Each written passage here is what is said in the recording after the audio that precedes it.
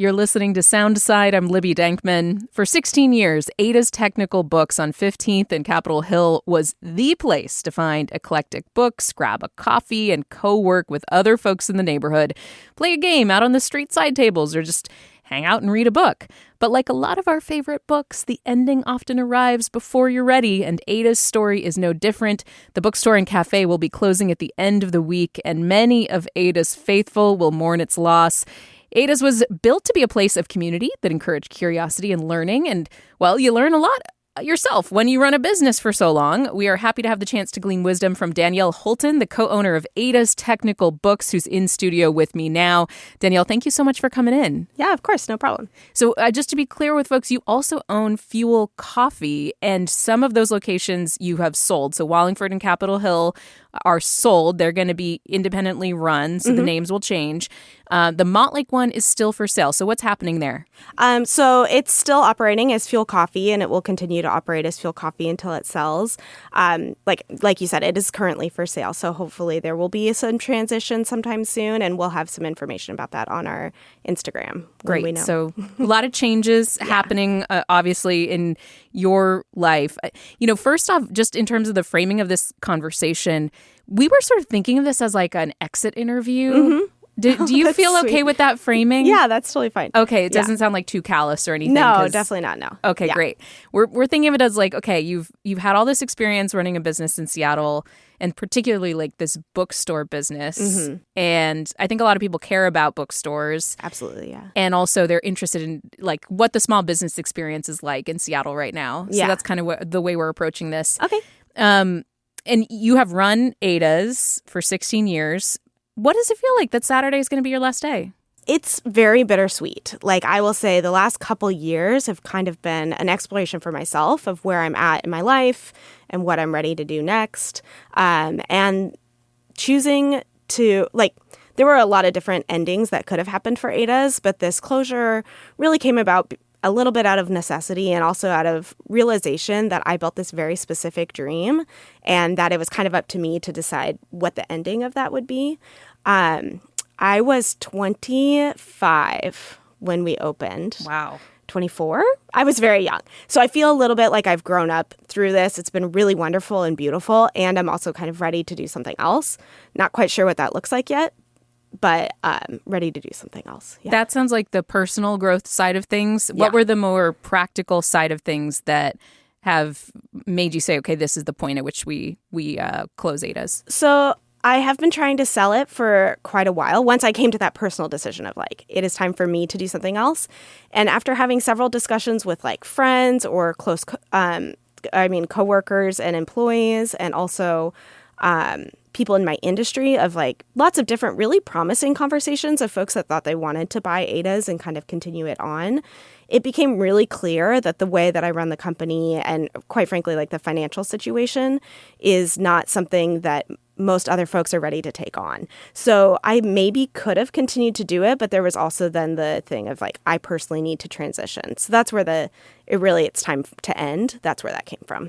Are you telling me, Danielle, that you don't get rich running a bookstore? Definitely not. No. Okay. I'm going to have to cross that off my list of future dreams, options after radio. Yeah. So let's go back. When did you come up with this idea for a technical bookstore for Ada's? Yeah, so my background is in electrical engineering and computer science, and my co-owner is also my partner, my husband. He and I worked at the same company for a while. He still works full-time in tech, runs a computer security conference, very involved in the tech scene, as am I, and I was before we started. And I, at the time, was ready to do something other than engineering, and we were kind of brainstorming some ideas. And this was when Powell still had Powell's Technical Books, which was his own separate location a couple blocks away. And we used to drive down to Portland often to go there. I forgot about that. Yeah, and it was really great. It was really fun. A lot of our friends and peers did that.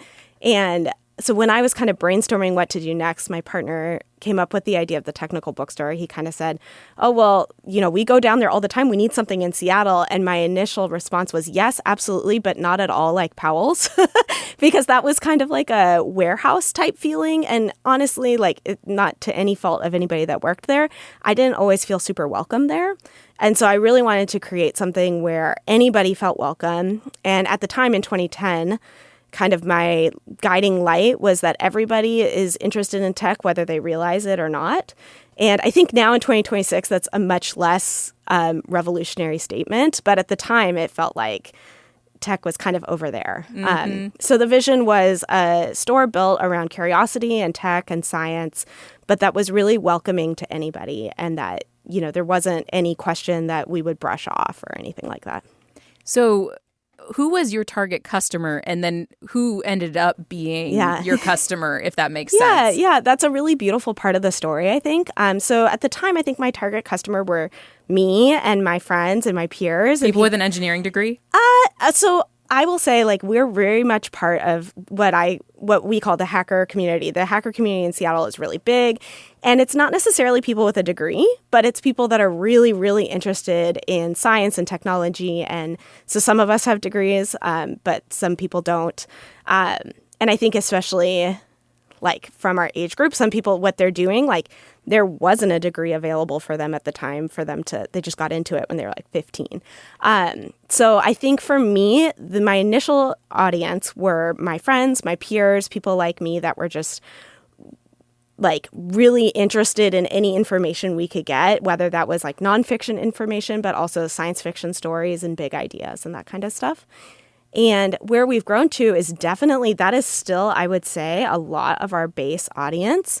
But as I've had this time to sit and reflect about where we're at now in the community that we've built, a layer that has added to that I'm really proud of is that we are very specifically a queer tech space, which even in Seattle, there are not a lot of queer tech spaces. And so that feels really special. And I think that is part of the MOURNing too, because I do acknowledge it's a special space. I know that. And so going out to create this space that's welcome to anybody, I think we succeeded in a really cool way. And our customers come from everywhere, not just working in the industry, not identified as hackers, that kind of stuff. Yeah. It's really one of those third spaces in Seattle and on Capitol Hill. And I wonder, you mentioned that it evolved into a queer, welcoming space. And I wonder did you intentionally build that third space feeling? Was it something that evolved organically because of the customer base and what was happening? Or how did you approach that? Maybe a little bit of both. I think it was intentional. So when I started Ada's, I had worked in retail as a teenager, but I don't have a business degree. I had never run a retail store before. I was really just going out to create what I wanted to exist. And at the time, also a little bit of the how I grew up in this business, it was my third place. It's where I spent all my time, literally. And my partner too, he would go to work full time and then come and hang out with me at the store. And our friends were there. And it's kind of grown, snowballed from there. So I think, yes, there was intentionality mostly behind creating my third place, but then it kind of has created this really great space where anybody feels like they can be, which is nice. What was it like running a business for 15 years on Capitol Hill? It's been really great. Capitol Hill is a really vibrant small business community, and I have made so many amazing like-minded friends that also run businesses on the Hill. And I've also become I've lived and worked on the Hill for 16 years, and I think that I've become very invested in the micro neighborhoods and the small businesses, and it's been really cool to see, especially in the last 6 years, I would say, it's been cool to see the new businesses that are opening and the excitement behind them, and being able to recognize that, but also see how things have shifted, and that's really cool and exciting for me to witness. Did you see your rent go up as Capitol Hill just got more and more in demand as a neighborhood? I used to live on the Hill. I couldn't afford it anymore. And I love it, but it's pricey. We are very lucky. So what motivated the move to 15th was that we were actually able to purchase that property, which now when I look at it, we got it for a steal. It felt like the biggest investment I've ever made in my life, which it still is, but it would go for way more than that in today's economy. So the rent part, I am my own landlord, so I had a lot of control over that. When I bought Fuel in 2020, I think I dove right into the modern market for rent. And so that was a little eye-opening because the last time before that I had paid rent was in 2012. So there was a big difference. And then I will also just say, as like a person who lives in Seattle and has lived here for 20 plus years, we own our house. We bought it a long time ago, and we know like we're not moving anytime soon. You know, you're one of those it's lucky changed. ones. Yeah. But that's also I'm coming from the tech world as well, so I do know like a lot of my peers have moved to the city in the last, I don't know, 5-10 years, and they're coming with a very different lens. So sometimes I feel like I live a little bit like one foot in one world and one foot in the other, just because the conversations I have with some people, but then also my career and the people I surround myself with. Yeah. What were some of the hard-won lessons that you learned over the years as a small business owner? The biggest one that immediately comes to mind is the transition from solo operator in the Loveless building to moving to 15th. So we hired, I think it was at least 10 people overnight. So we went from a team of 5 to 15. And I was still very much in the mode of I worked 40 to 60 hours at ringing people up, and then I did all the business ownery things on the side. In the Loveless building, we didn't have the restaurant, we didn't have the coffee shop, and so suddenly we had multiple different businesses within one. And within 2 or 3 months, my gut said, like, I think everybody might be ready to quit because I wasn't managing the company. I was working in it, but I wasn't managing folks. And I have talked to some people. There are still people that work for me now that were there during that time. And what they've told me is that I'm being harder on myself than I feel. Like I felt like I was really chaotic, and they're like, it wasn't, but it was probably a good transition for you to move more into the management side. I had to hire a business coach and learned so much during those 2 years. And it was really great. That's how we got to 16 years. And then the other really big lesson on a personal level was when I had my kid in 2015, and that going from really like living in the business and being there all the time to suddenly not being able to do that, that was a big transition for me. And I you think had to trust others then. Yeah. And I had a lot of trust in others at that point. Like I really love running a business where I find the experts and then let them do their thing. And we have so many folks that have touched the business in so many different ways that I can point to, like, that was like the food program was not my idea. That was somebody else. And there are so many other examples like that. So trusting others that came a little naturally, but not being able to be there all the time and do every single thing was a little different for me. And I do think it was a little bit the beginning of where we're at now, like coming to the realization of time to do something else. People in Seattle love bookstores. Mm-hmm. We have a lot of bookstores. I think, the customer support for them is really great in Seattle. We're in the shadow of, Amazon HQ1. And so I think the question of like, how are bookstores still able to stay in business? What's the biggest challenge for bookstores right now? Yeah. I think it's especially pressing for Seattle, right? What do you think about that? I mean, yes, I absolutely agree.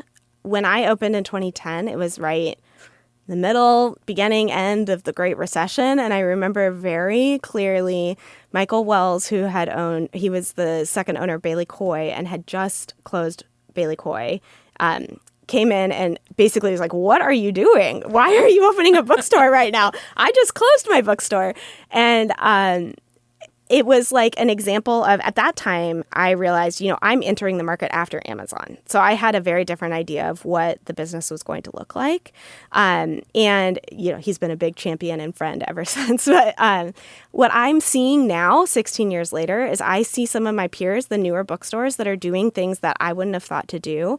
And I'm realizing that's really smart. They're really involved on social media in different ways than I would have been, or doing different campaigns with authors or pre-orders. And I think that's really cool. And so I'm seeing a lot of innovation in Seattle specifically in the bookstores. And there's so many more hyper-specific bookstores today than there were in 2010. I think I might have been one of the first ones in Seattle.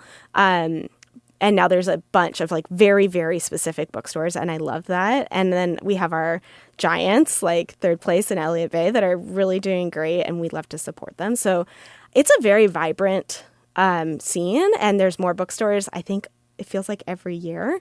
And so that's really great. I think that we support each other. And I think that the new bookstores are getting into it, knowing what they're dealing with, and they're really being very creative and serving their customers really well. When it comes to Seattle's business climate, what do you think Seattle could do better to support small businesses and bookstores like yourself? Yeah, that's a good question. I think that the B&O situation that passed this year was a good move because there's the smaller businesses and the larger businesses. So I do think that break for the smaller businesses is really great. I think there's a lot of different taxes that go on all of the businesses, and it starts to kind of snowball. Yeah, and that was the state law, right, that passed, and they exempted businesses that were below a certain threshold. Yes, and then raised it for other folks. Raised the larger, the B&O, the business and operations tax for the larger players. That's what you're referring to, the recent changes in the state legislature. And I think that was a good move to both raise it for some folks, but then lower it for others. So I really applaud that effort. I think that really paying attention to small physical locations. So a lot of the new construction for a while were like really big spaces, which most small businesses cannot afford the rent for. And so the smaller spaces are good for somebody to get their foot in the door.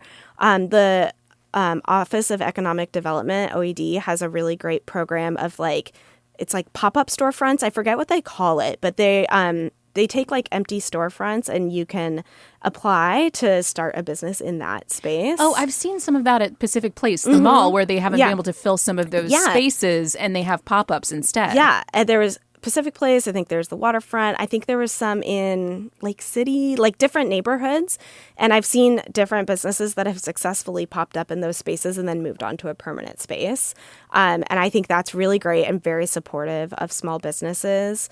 And then I think having good resources to connect new business owners with people that have been doing it for a very long time.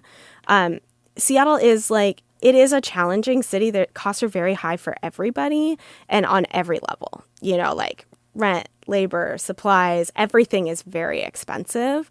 And so I think just kind of also from the customer standpoint, understanding that things cost more because they cost more, and, continuing to support the businesses that you want to be around.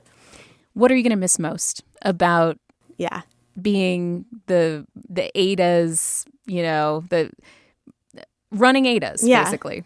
I think for where I'm standing today, the thing I will miss most are my coworkers and my employees. I'm tearing up over it. Mm-hmm. I have some folks that have worked with me for over a decade, and they're really amazing. And so I think, losing that is tough, but also exciting because they get to move on to some exciting things, and I can support them.